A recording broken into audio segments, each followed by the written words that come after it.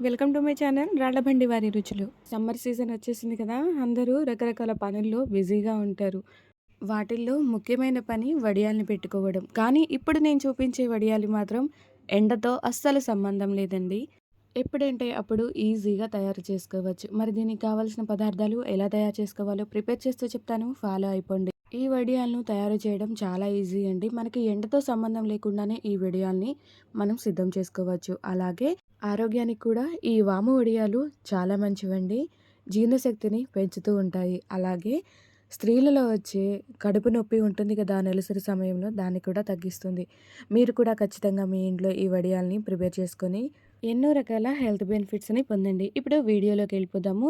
మనం ఈ వాము వడియాల్ని ప్రిపేర్ చేయడానికి ముందుగా పిండిని ప్రిపేర్ చేసుకోవాల్సి ఉంటుంది. అందుకోసమని ఒక మందపాటి పాత్రను తీసుకొని స్టవ్ ఆన్ చేసుకొని స్టవ్ పైన పెట్టుకొని ఈ పాత్రలోకి 7:30 గ్లాసుల వరకు వాటర్‌ని యాడ్ చేసుకోవాలి. ఈ వాము వడియాల్ని మనం బియ్యపు రవ్వతో చేస్తాం కాబట్టి బియ్యపు రవ్వ ఒక గ్లాస్ వరకు తీసుకుంటే ఆ ఒక గ్లాస్‌కి సరిపడా 7:30 గ్లాసుల వరకు వాటర్‌ని మనం ఇందులోకి యాడ్ చేసుకోవాలి. ఇప్పుడు ఇందులోకి సాల్ట్‌ని కూడా యాడ్ చేసుకోవాలి. కానీ సాల్ట్ అనేది మనం చాలా తక్కువగా వేసుకుంటేనే మనం పెట్టుకున్న వడియాలు ఎండే టైం వరకు సాల్ట్ అనేది కరెక్ట్‌గా సరిపోతుంది.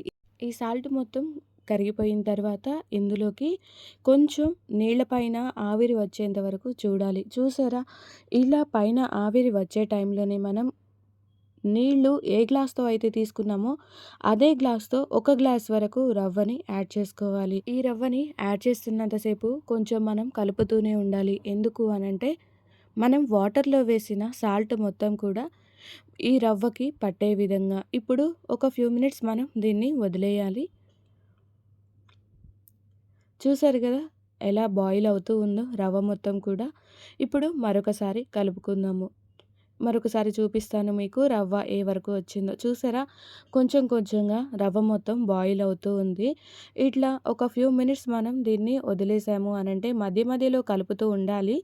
ఇలా మనం మధ్య మధ్యలో కలుపుతూ ఒక ఫ్యూ మినిట్స్ మనం స్టవ్ పైనే ఉంచితే రవ్వ ఆల్మోస్ట్ ఉడికిపోతుంది. ఇప్పుడు ఇందులోకి వాముని యాడ్ చేసుకుందాము. ఇది ఒక టేబుల్ స్పూన్ వేసుకున్నాను. అలాగే ఇంకొక పావు టేబుల్ స్పూన్ కూడా ఇందులోకి యాడ్ చేస్తున్నాను.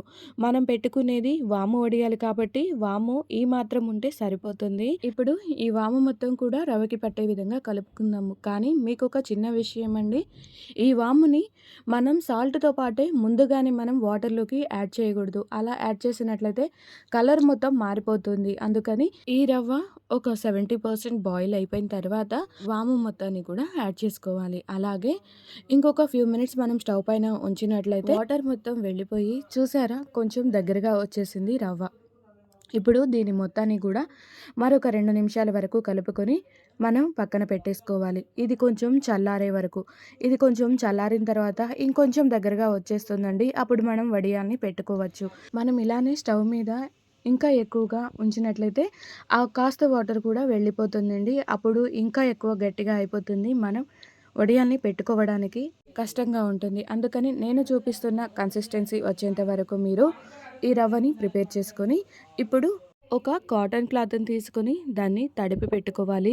అలా తడిపి పెట్టుకున్న క్లాత్‌ని టేబుల్ పైన కానీ లేదా నేలపైన కానీ పరుచుకొని ఈ విధంగా వడియాల్ని కొంచెం కొంచెంగా పిండిని తీసుకొని పెట్టుకోవడమే.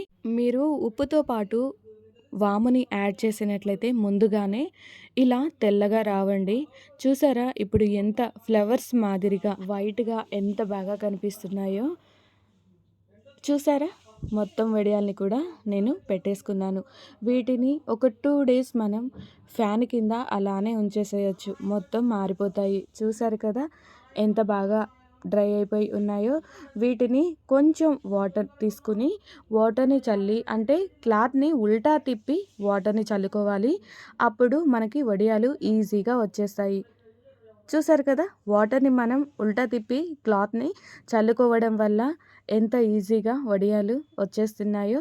ఇప్పుడు వీటి మొత్తాన్ని కూడా ఒక ప్లేట్‌లోకి తీసుకోవాలి. చాలా ఈజీగా ప్రిపేర్ చేసుకోవచ్చండి ఈ వడియాలు ఇంట్లోనే. అలానే ఈవినింగ్ స్నాక్స్‌గా కూడా వీటిని తినొచ్చు. 3 ఇంగ్రీడియెంట్స్‌తో చాలా ఈజీగా ఈ వాము వడియాల్ని మనం ఇంట్లో ప్రిపేర్ చేసుకోవచ్చు. ఈ వీడియో మీకు నచ్చినట్లయితే చూసెళ్ళిపోకుండా ఒక చిన్న లైక్ ఇవ్వండి. అలానే సబ్స్క్రైబ్ చేసుకోవడం మాత్రం అస్సలు మర్చిపోవద్దండి. మరెన్నో వీడియోస్‌ని మీకు పరిచయం చేయడానికి నాకు హెల్ప్ అవుతుంది. క్లాత్ పై నుంచి వడియాలు మొత్తాన్ని కూడా తీసివేసుకొని ఇలా ప్లేట్‌లోకి వేసుకున్న తర్వాత ఇందాక మనం క్లాత్ పైన వాటర్‌ని చల్లుకొని ఈ వడియాల్ని తీసాం కాబట్టి కొంచెం వెట్‌గా అనిపిస్తూ ఉంటాయి. వీటిని ఒక చిన్న ఎండ షేడ్ తగిలే ప్లేస్‌లో మనం ఒక గంట పాటు ఉంచామంటే ఆ పైనున్న తడి కూడా ఎండిపోతుంది. ఇప్పుడు వీటిని ఆయిల్‌లో వేసుకోవడానికి రెడీ అయిపోయినట్లే. చూసారా? స్టవ్ పైన ఒక చిన్న ప్యాన్ పెట్టుకొని ఆయిల్ వేసుకోవాలి. మనం ఈ వడియాల్ని వేయించుకోవడానికి. ఇప్పుడు ఈ వడియాలు మొత్తాన్ని కూడా ఇందులోకి ఒకసారి యాడ్ చేసుకుందాం. చూసారా ఎంత పువ్వుల్లాగా విచ్చుకుంటున్నాయో మనం చేసిన ఈ వడియాలు.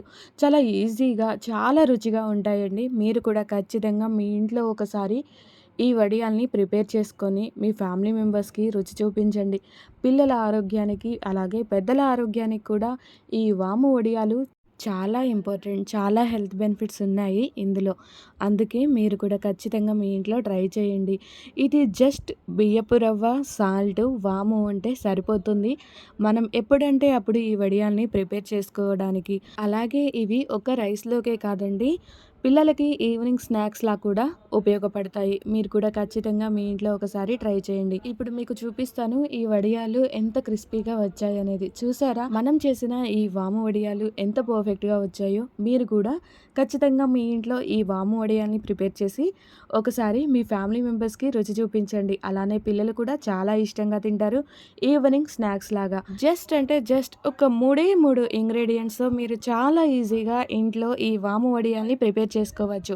అది కూడా సీజన్‌తో సంబంధం లేకుండా. ఖచ్చితంగా మీ ఇంట్లో కూడా ఈ వాము వడియాల్ని ప్రిపేర్ చేసి మీ ఫ్యామిలీ మెంబర్స్‌కి రుచి చూపించండి. ఈ వీడియో మీకు నచ్చినట్లయితే లైక్ చేయండి, షేర్ చేయండి, కామెంట్ చేయండి. మరెన్నో వీడియోస్ కోసం మా ఛానల్‌ను సబ్స్క్రైబ్ చేసుకోవడం మాత్రం అస్సలు మర్చిపోవద్దు. Thank you.